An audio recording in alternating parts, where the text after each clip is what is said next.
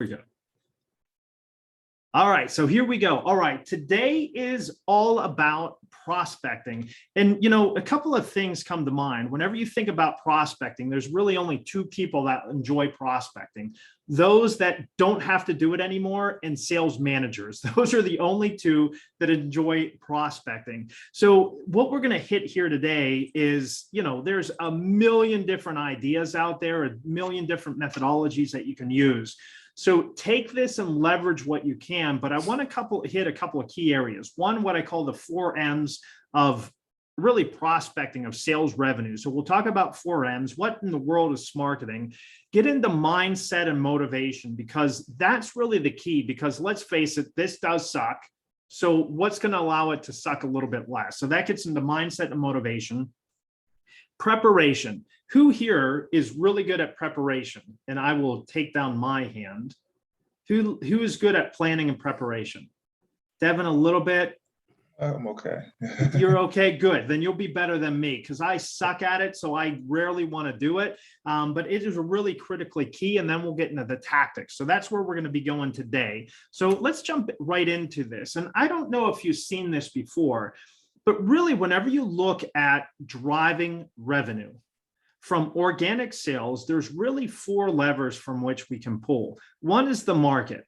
And that market gets into that ICP list that we talked about a little bit ago, is really identifying that really good ideal customer profile.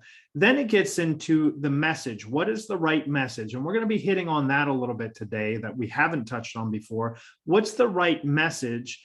The right medium through which to send that message, because is it email? Is it telephone? Is it social? Is it face-to-face? Is it networking, having rubber chicken, right? Whatever, right? So how do we deliver that message? What's the medium? And lastly, it's the messenger. It's us.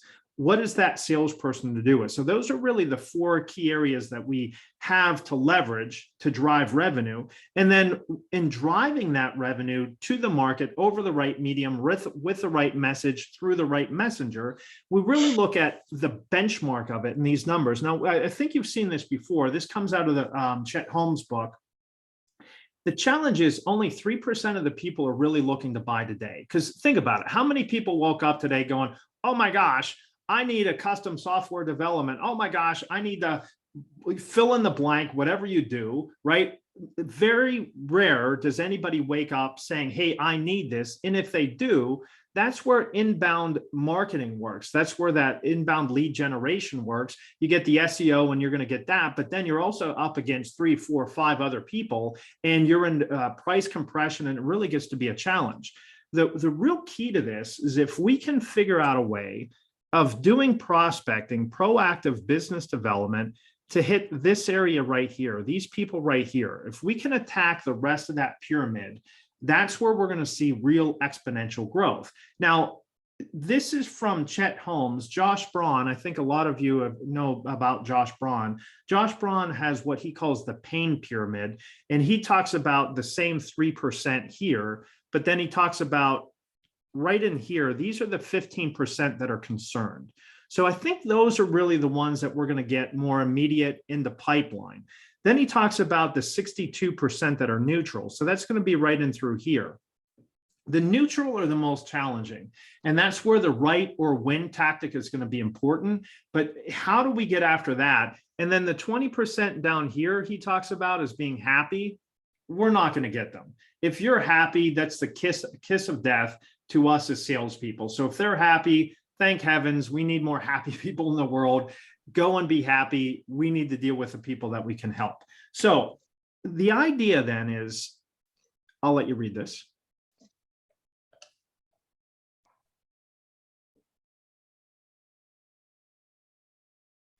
It really gets into marketing and sales, and it's so combined right now that it's really come into smarketing. And so that's the idea that I want us to have, is when we're on the top of the funnel, right back, whenever we're at that top of the funnel, whenever we're back up here, that's really going to be when we're in marketing phase.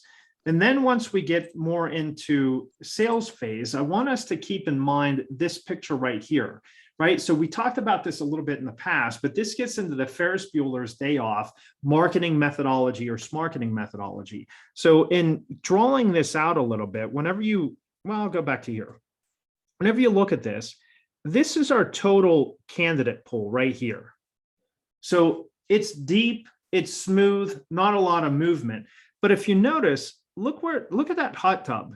Even if nobody's in there, when that thing's on, it's hot, right? So we want to have our hot prospects right here. So that might be, if we're doing ABM, maybe more targeted marketing, we might want to do those. That might be our what we call our T3s, right? So our tier 3, where we've already had a conversation with them. It might be leads that come in from marketing. So we identify those hot, and then whenever they're not any good, or we're like, they're not ready yet, we put them back into the pool. Seem to have lost somebody. So we put them back into the pool. And so the way that we look at this is we want to always keep this, right? So these are your hot leads. This is your CRM. We'll have a filter here. Actually, I made them a trash can. We'll have a trash can and we'll have a filter, right? So the stuff comes in here, we filter it to go back into here to nurture. If we have it from a hot, we can always throw it out, but the bottom line is, how do we drive it to pipeline? Now, here's your question. And my hope is that you've all done this work. I'll give you a gold star if you know this. For you to hit your revenue target, how big does your pipeline need to be? 3 times the size of the actual goal. Okay, so you're saying 3x. Mhm. So you're looking at it from a revenue perspective, okay? Yes. Other methodologies?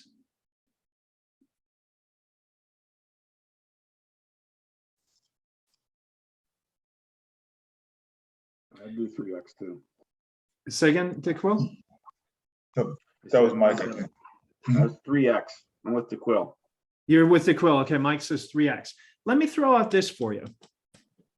If you know your first time appointments ever, how many of those go to close? So you're going to be somewhere between an 8 to 1 for net new, 10 to 12 to 1 if you have a larger, more complex. You might even be 14-ish or more first time appointments ever to get 1 closed 1. Once they've gone through there and they're in your hot bucket, maybe you've talked to them a couple times, it might be you can get that down to a 4 to 1.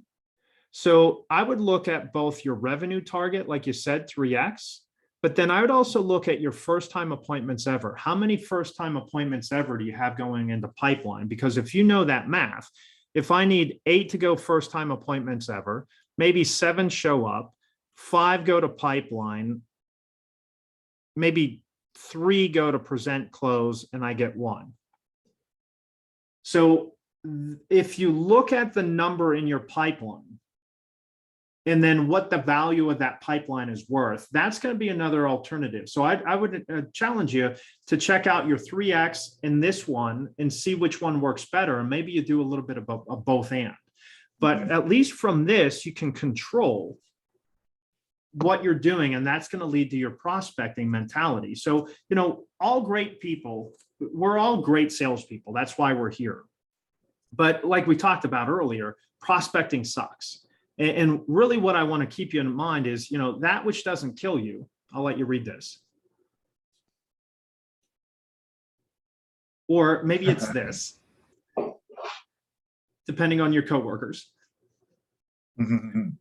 Or maybe it's this one, right? That doesn't kill you, makes you stronger, except for bears will kill you.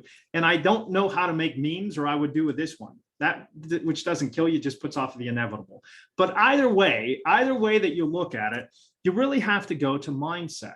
And so this is going to be the challenge. No matter how we do it, it gets into mindset.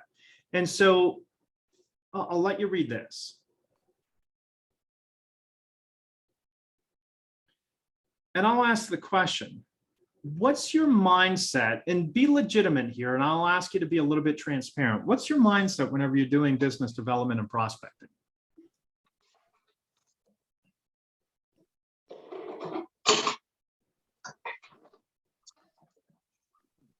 What do you mean by mindset? Give me an example of what you're thinking, because there's a lot of ways to digest this. Yeah, so what I'm thinking about in mindset is what's going through my mind as I'm about to pick up the telephone, as I'm about to send the billionth email, as I'm reaching out to get that net new meeting and that first time appointment ever. What's going through my mind? Or what's going through your mind? I guess for me, it's more of, how is what I'm about to do, whether it's going to be a call or a messaging or something, how is that going to translate to this individual that I'm trying to reach at this point? Okay, so maybe another way of saying it is, will this work? Yes. Yeah, will this work? What else? I was going to say, need to get the meeting. Yeah, I need this one, right? And we can have commission breath. Mhm. What else? I'm like a little bit different. It's very broad, but like I kind of just say in my head, like, all right, let's get it. Kind of just Okay. like, just trying to get myself in the right headspace for it. So With we really, take like, the Nike no- Pro, Yeah, Nike- yeah, just do Exactly. it. Mhm. What else?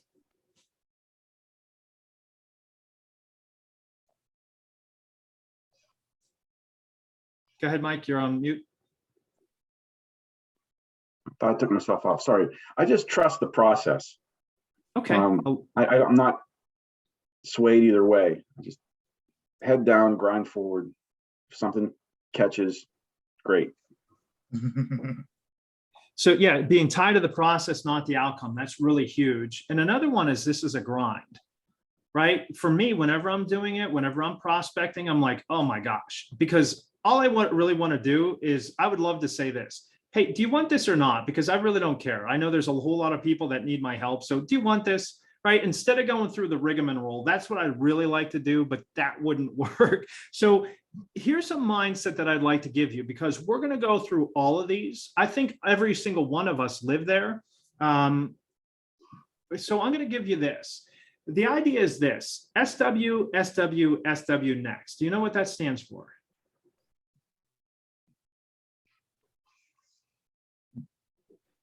So it goes to this.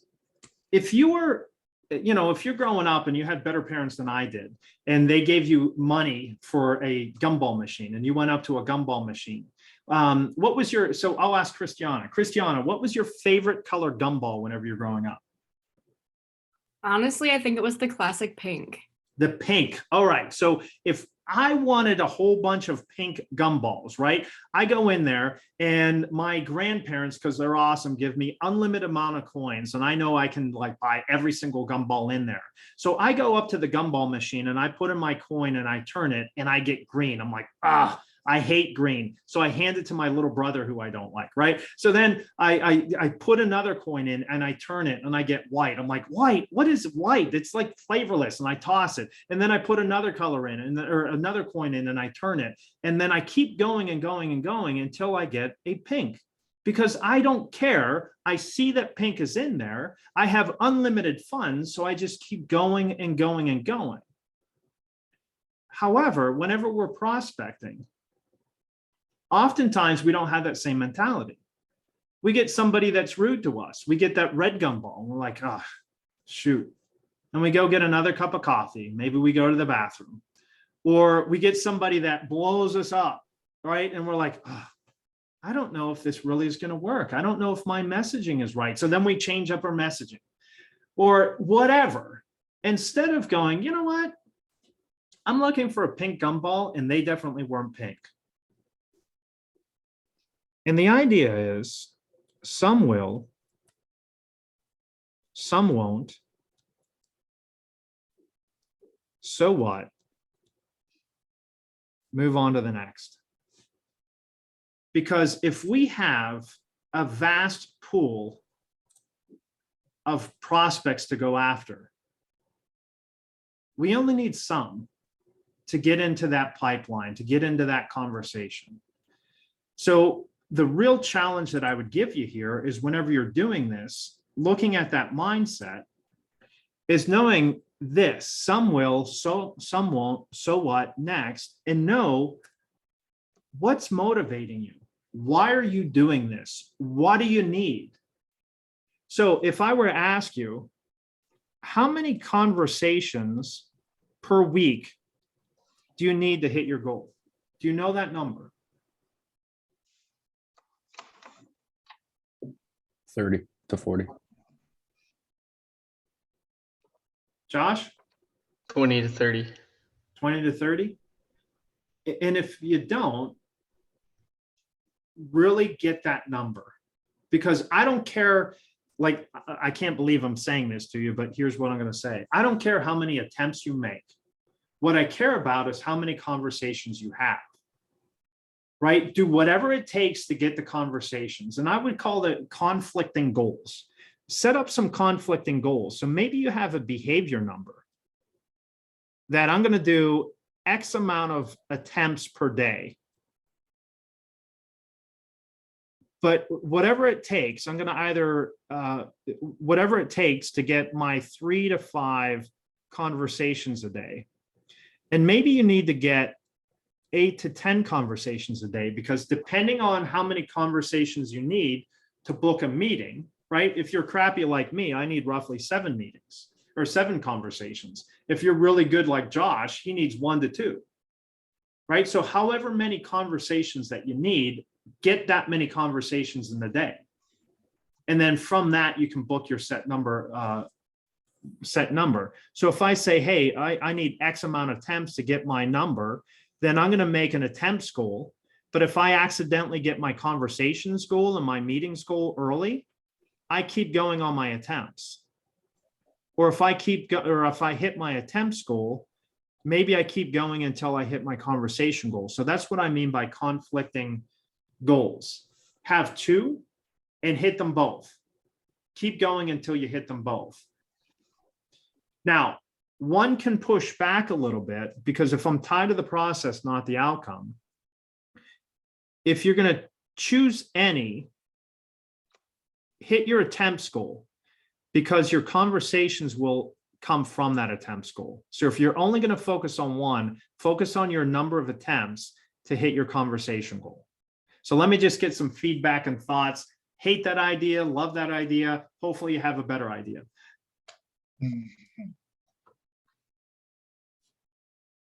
What do you got? What are you doing right now? Or how are you going about this?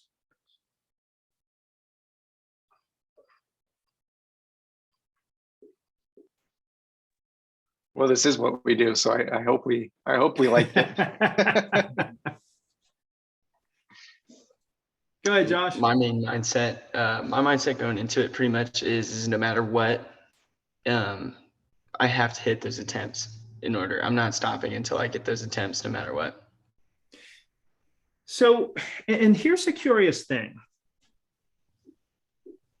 And you can argue this both ways. So I'm going to ask you to figure out your own. Because if I'm all about the attempts, excuse me, if I'm all about the attempts, I might not be about the quality. And if I'm all about the conversations, maybe I don't do the attempts. So I'll ask you to maybe figure out some traps. And maybe this is going to fluctuate. So whenever we talked about this before, we talked about time blocking. So if I know I need about 10 conversations in a day, if that's my goal, 10 conversations in a day, and I get about let's say a 3.5 connection rate. So 3.5 divided by 10.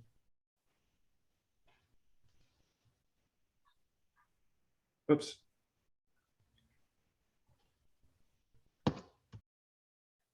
Doing public math. So if I need 10 conversations a day and I have a 0.35 connection rate, that's 285 attempts. So that's a lot of attempts, right? So if I need 30 attempts and I'm at that 0.3035 percentage, that's 857 attempts. So that's a lot of attempts if I'm doing a whole lot of other things. So I need to drive my dials or my attempts to conversation rate. I need to really decrease that, because that's going to have your biggest movement. So if I can move that from a 3.5 to say a 7.5, that cuts the number in half of attempts. And if I can improve my conversations to meetings rate, meaning I'm like Josh and I need maybe 3 or 4 conversations to a book meeting, that cuts my number of attempts in half again. So really what I'd work on is make sure that I have the list right, make sure that I have that messaging right and sequencing right, because that sequencing is going to be critical. Because the first time I reach out to you, you might blow me off. The second time I reach out to you, you might be more apt to have a conversation, something like 300% more likely. So all of this matters. And as I'm doing it, I have to keep this mindset going of some will, some won't, so what next, but then keep this in mind. Drive to the no.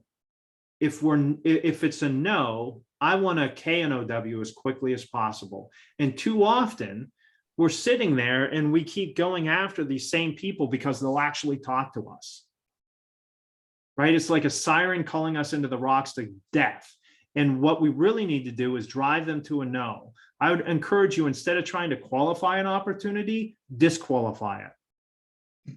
Have that skeptical curiosity. Hey, I know why I would do it, but I'm kind of curious. I mean, it seems like everything's going pretty well for you. Why in the world would you do this? All right, the quill. I love the quizzitive look. What do you have going through your mind? No, I agree with that. Is to on these conversations to kind of reverse engineer it, right? Not go for qualifying and go for the disqualifying.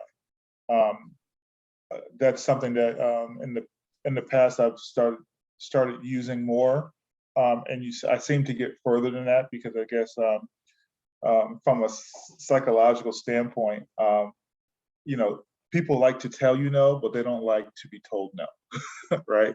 So once you start disqualifying, they really get defensive. Like, wait. They want to prove to you why they shouldn't be disqualified. It's the craziest thing. I mean, but it's so hard to do, because when we have our mind on, I need the meeting, I need the money, I need the pipeline, then we come across with, like I said earlier, that commission breath. Whereas if we try to disqualify, we stay out of the way and it's their idea. And so that's really what we want to do, is drive to that disqualification. And it's hard. If I'm having a rough day and I'm like on my 700th dial, right, exaggeration, and I'm getting all of these negative people, it's really hard or I'm not getting anyone on the phone. It's really difficult for me to keep that disqualification mindset. And that's where sometimes you need to just keep reminding yourself and make that your habit. Mm-hmm. And in order to do that, it really goes into that preparation. Okay, so if you think about it, what is the point of the conversation? Josh, you can't get the answer to this. What is the purpose of the conversation?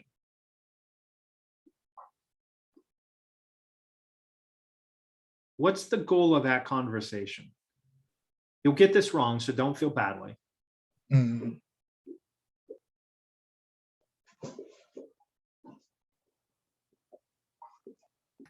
It's maybe to uncover if there's a need. Okay, to uncover a need, Wade. Disqualify. Disqualify. Yeah, it's really identify if there's a problem and deliver value of how you'll solve that problem or go away. The goal of that conversation, I think, to your point, Devin, you'll call it need. I call it identifying a problem. If there is no problem to solve, it's a waste of time. I mean, it legitimately is. I have a question that I hate, and I think I shared this with you back when in questioning strategy. The question that I hate, but is the most effective qualification, disqualification question is this. Is doing nothing an option? Anytime that somebody said, yes, doing nothing is an option, I'm 100% in not selling them. Because why in the world would I take time, take effort, spend political capital, and do this whenever doing nothing is an option? So we have to identify the problem. Identify how they're measuring it. So how will we measure it and convey that we're going to move something in that particular direction, which means that your life will look like this. So you identify the pain, how you'll measure that pain, time, money, whatever, and then lay out to them what the vision of the solution is, what life fixed will look like, which is how you'll benefit. So this is a nice story that you can convey as you're going through this in your conversation. You know, have these in mind. What's the problem that we solve? How will we measure it? Your life will look like this, and you'll benefit because of this. So how does so that's kind of your positive statement, your value statement. So get that out, write that out. Don't necessarily say it, but get that out, write that out, make sure that you're really good at that. That's kind of like your elevator speech. But in order to do that, you have to be able to identify the problem for which you're solving. And I know this seems elementary, but here's the deal. Most people screw this up. Most people are solving for the wrong problem, or it's a surface level problem. And what you want to do is dive down a little bit more deeply to get to the real root cause of that problem. So let me put you all on the spot. Who wants to go first? What problem do you solve?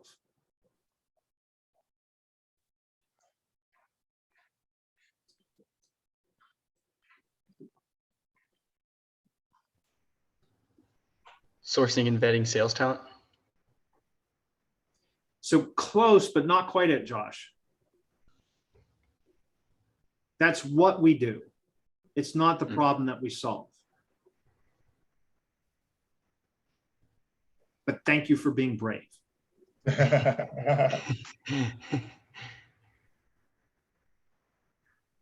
So what's the problem we solve?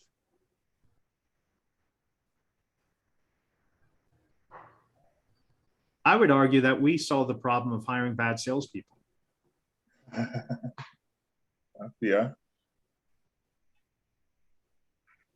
So what's the problem that you solve? Well, I guess you could say we solve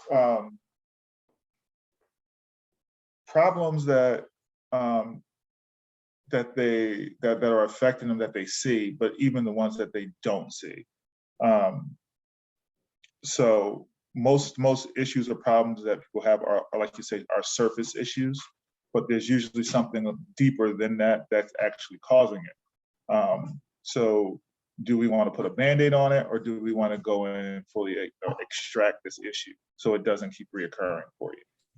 So my homework for you, Quill, is to take that and dive down a little bit more deeply. So it, like if I'm in your shoes, it might be something like, you know, all those repetitive tasks that make you want to swear all the time. Right. We help you with that. Mm-hmm. Like that's just making something up. It might be horrible, but Right. being able to say it really succinctly of what the problem is.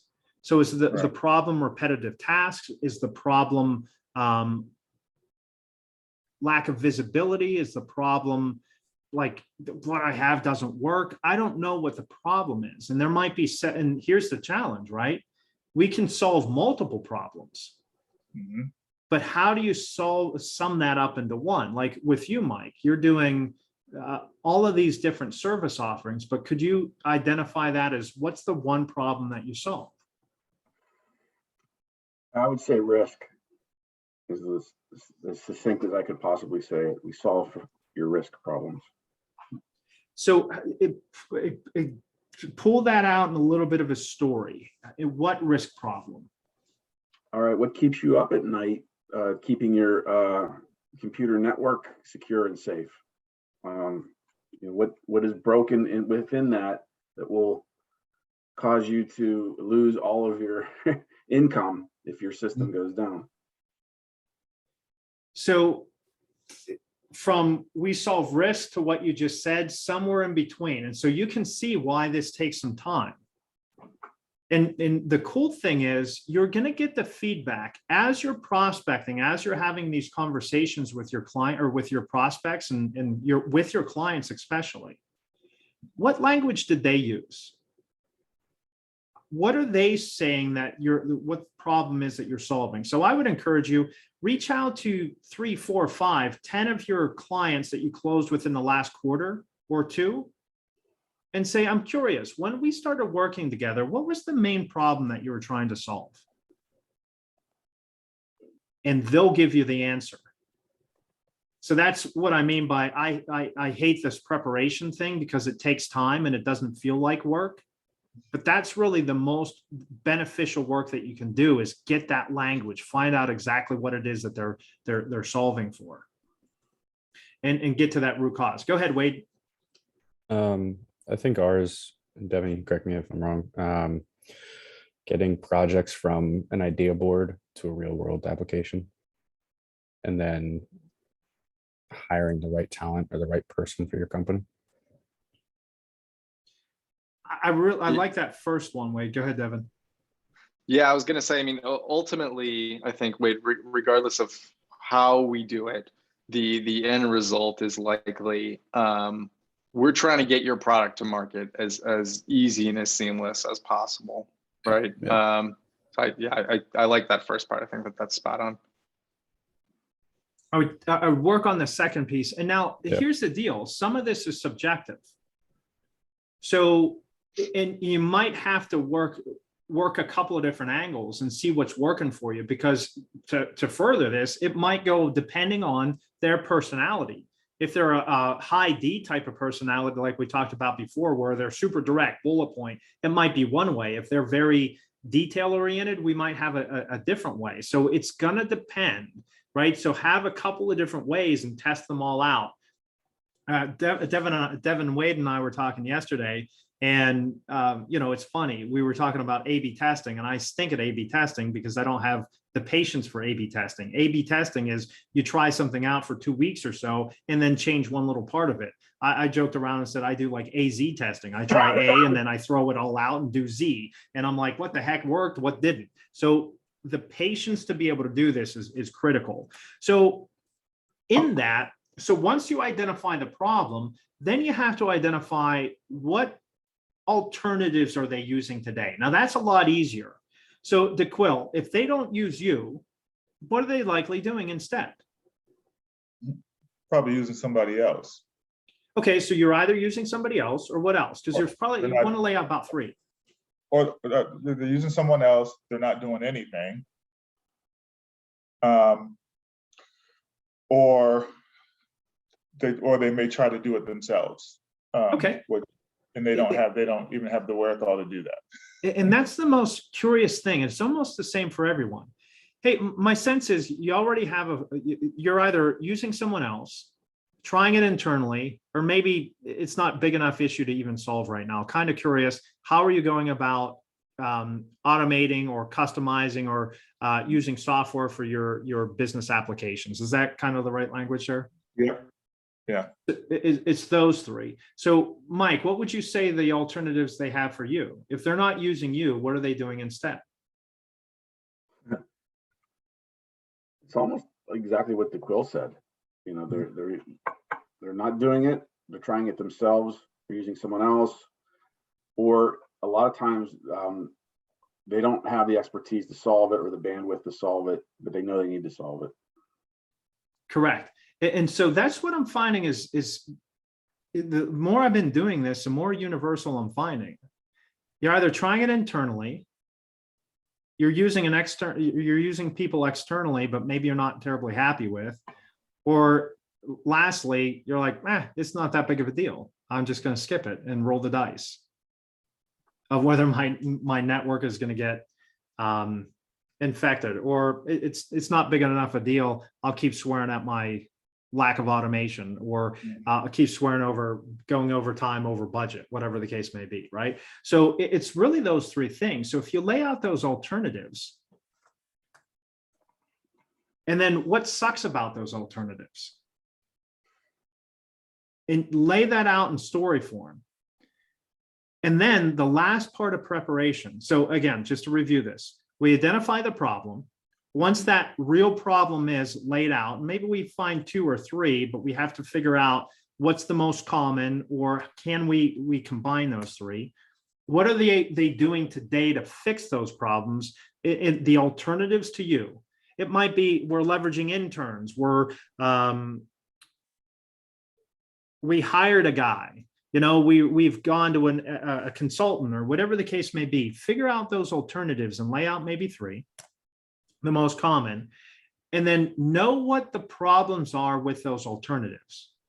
Don't necessarily need to state those, because it can be a little bit too much and it seem like a little bit forced, but know what sucks about what they're doing today. Be able to speak into their world. And I would encourage you to be able to speak into the world depending on their job function and management level.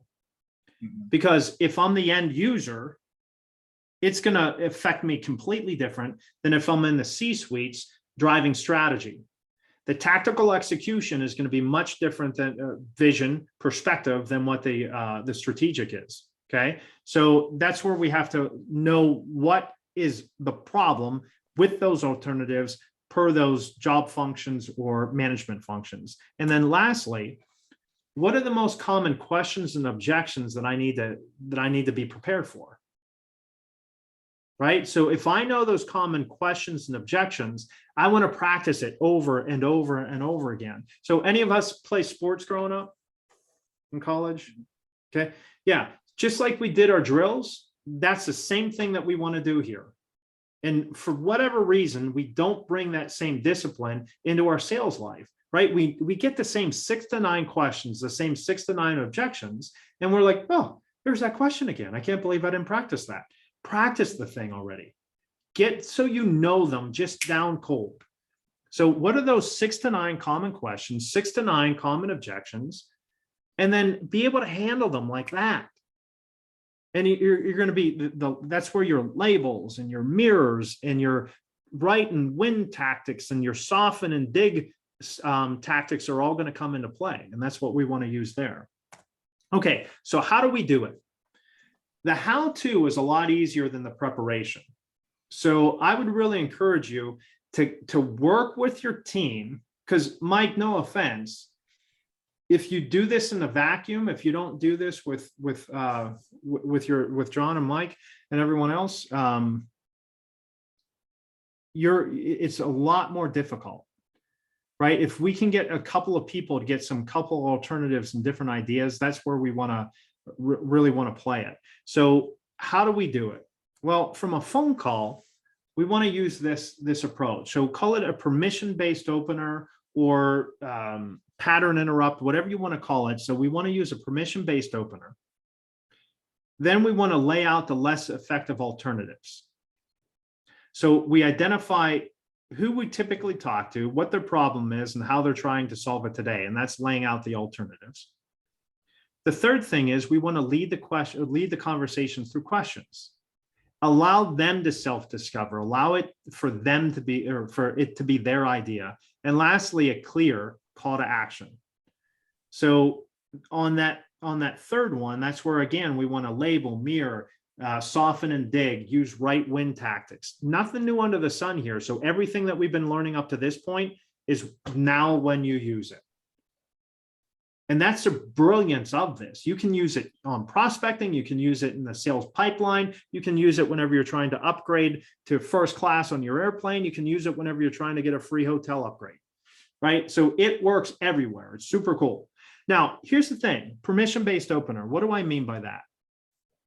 When you're going into a store and you need some help, right? You go into this massive big box store and you can't find a thing and you need some help, and you see a worker in one of their stupid vests and you go up to them. How would you talk to them? What would you say to them? They're right in the middle of something, they're doing something and you need help. What would you say?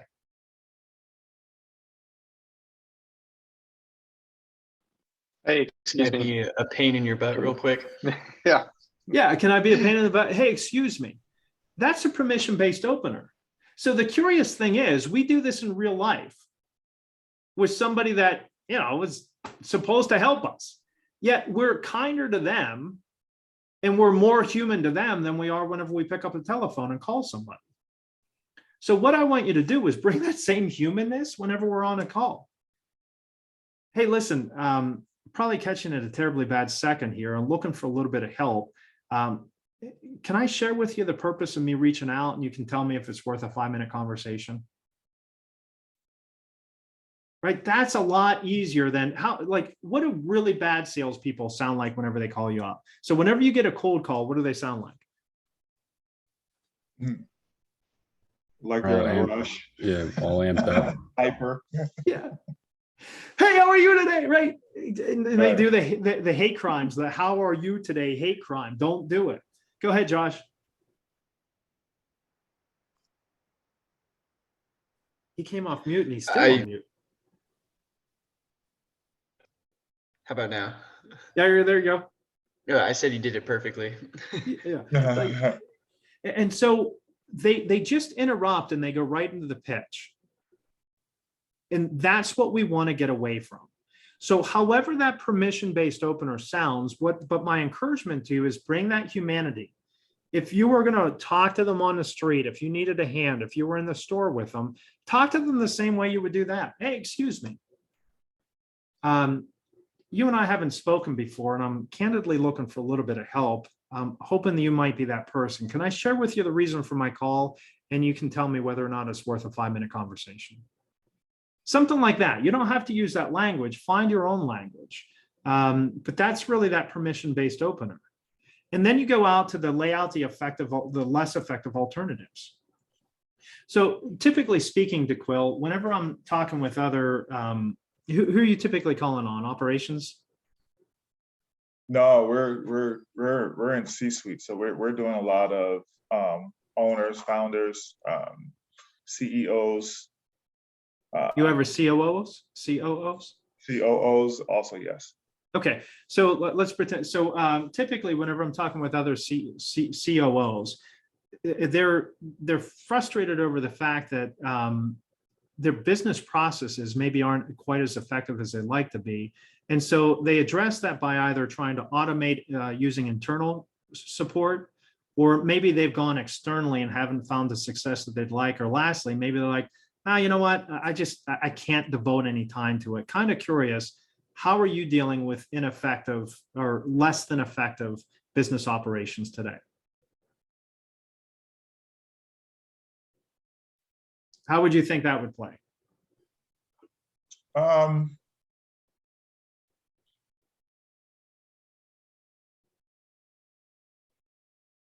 That bad? That's a loaded question, right? So it's a lot to unpack it. It might kind of set them back a little bit. I would probably want to ask the question in a simpler form.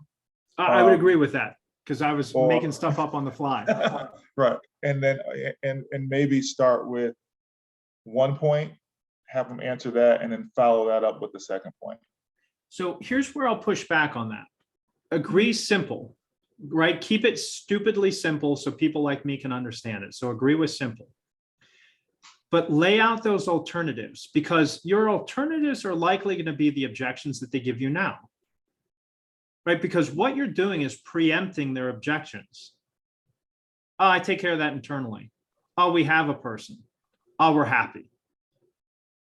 Those are going to be the objections that they give you likely. So I want to preempt that. Hey, here's what we find whenever people are frustrated with their current business functions or business process. They tend to tell me that they either are handling it internally, maybe using external support, or maybe they're frustrated over the fact that, I just can't ever seem to figure it out. I'm kind of curious, how are you going about solving your business process? So something like that. But anyway, for time's sake, let me keep moving on. And then what you're looking for there is them to answer anything. Yeah, you're right. We do it internally. Yeah, you're right. It's not that big of a deal. I wasn't sure. And now you're going to lead through questions. And you lead the conversation through questions, which we're really good at. So the whole purpose of this is to have them engage. We lead through questions, and then the last thing is a call to action. So the biggest thing on call to actions, and I'll go to this email, the biggest thing on call to action is use only one call to action. And if you do this well, whether telephone, because email is going to engage them in a reply. Whenever you do this well, it's something along the lines of, listen, with or without my help, is this something that you get solved? So going back to here, within that lead with effective questionings, do you remember the 3 magic questions? Can you give me an example because of that? What, with or without my help? That's exactly it. So when you're within that lead a conversation through questions, get to the point where you can get an example of how that problem is manifesting today. So then they own it, they live it. Then 2, because of that, what? That gives you the impact. And then 3, with or without my help, is this something that you get solved?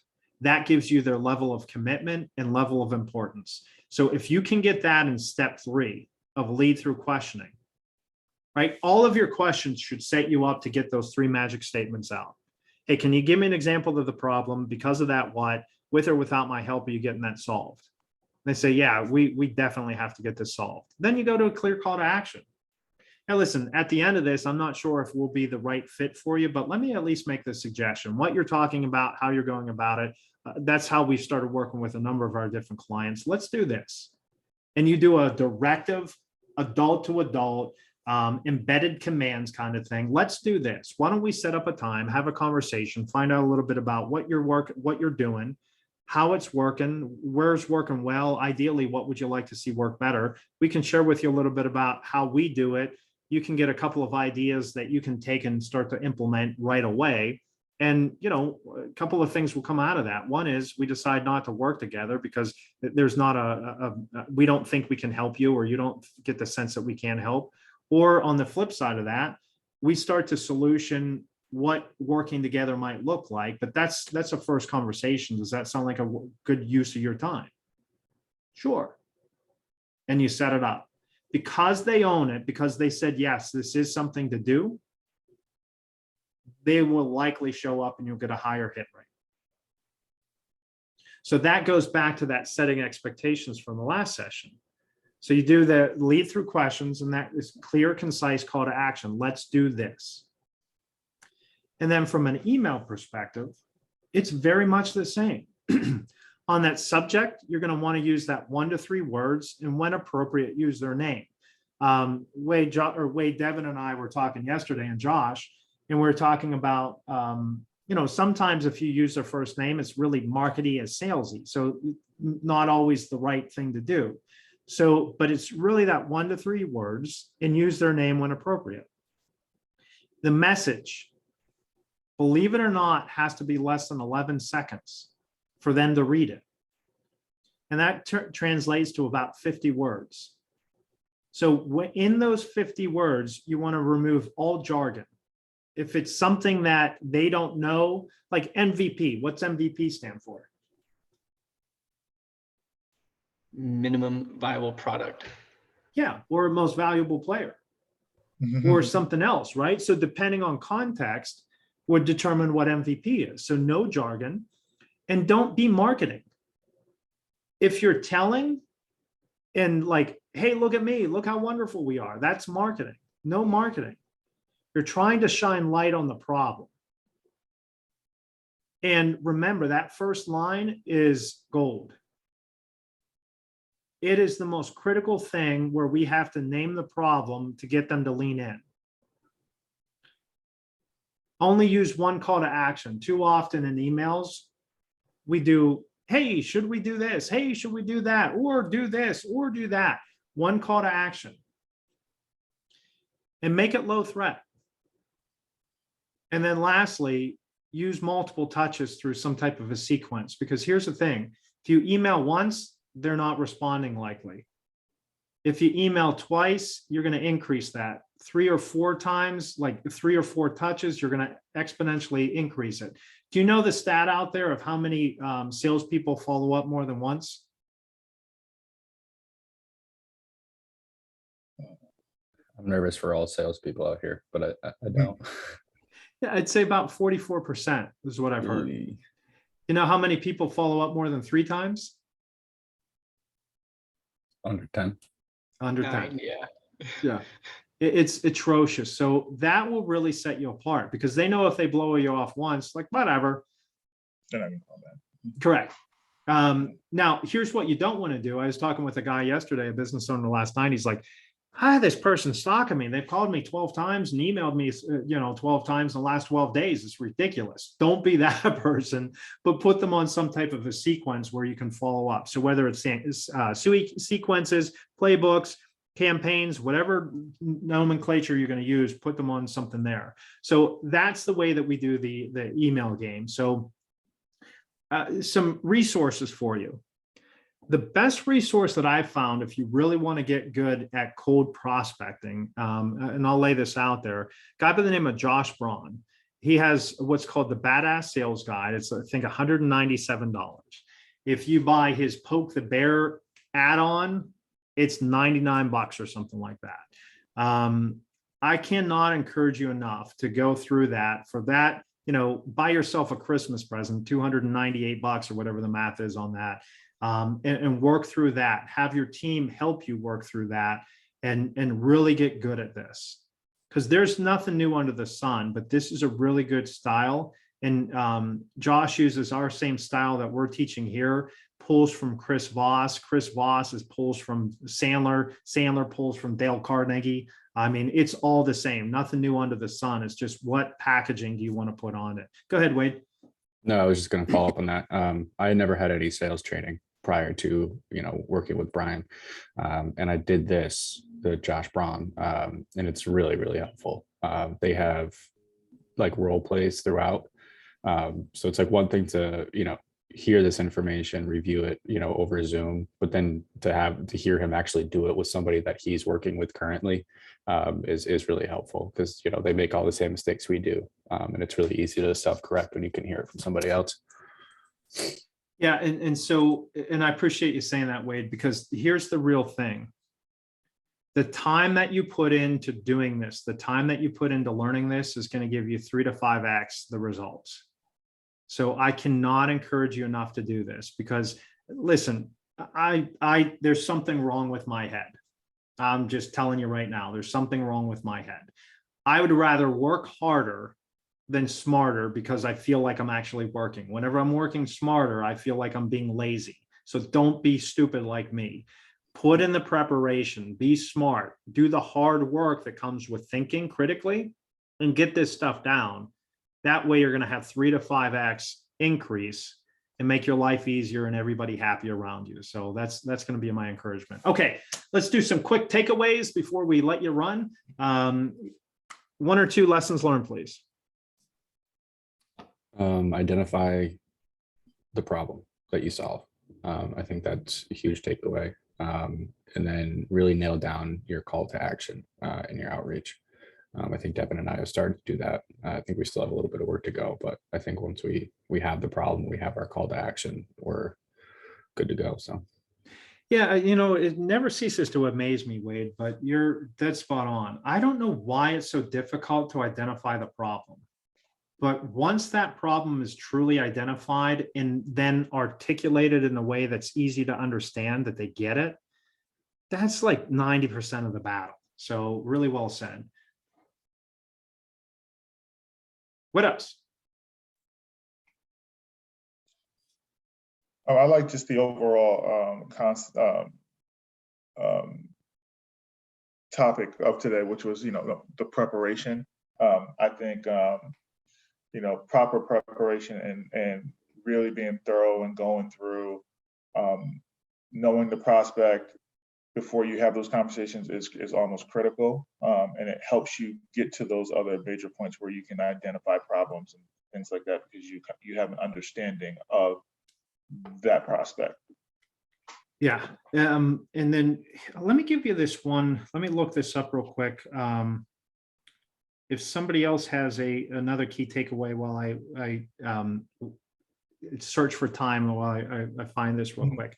Last takeaway, and then we'll get running here.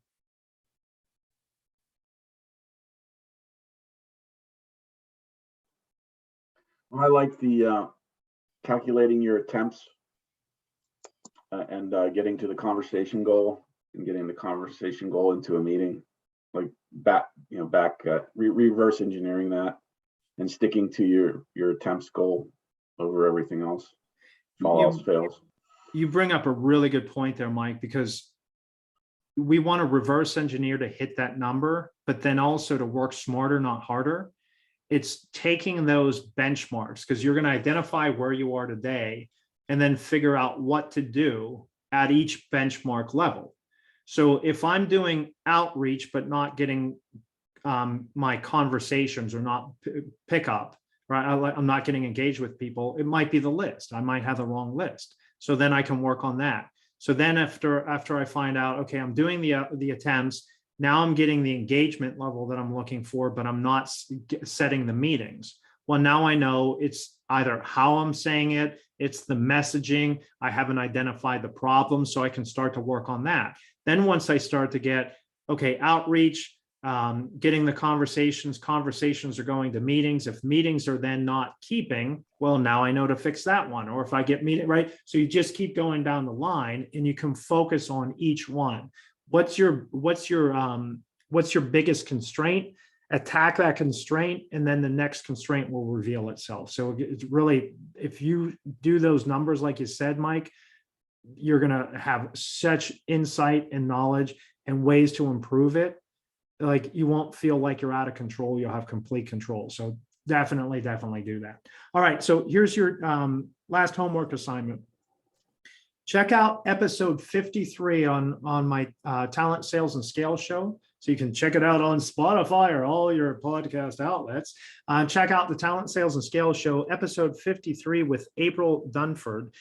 She wrote an awesome book called Obviously Awesome that really helps you get the idea of laying out the alternatives, right? It goes into that positioning statement. She's better than anyone I've ever seen on that, and really a fun person to hang out with. So check out that episode 53. April Dunford, Obviously Awesome is the book.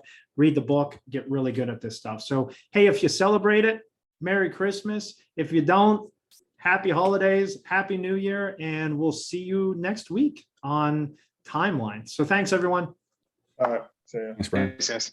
Thanks, Brian. Thank you.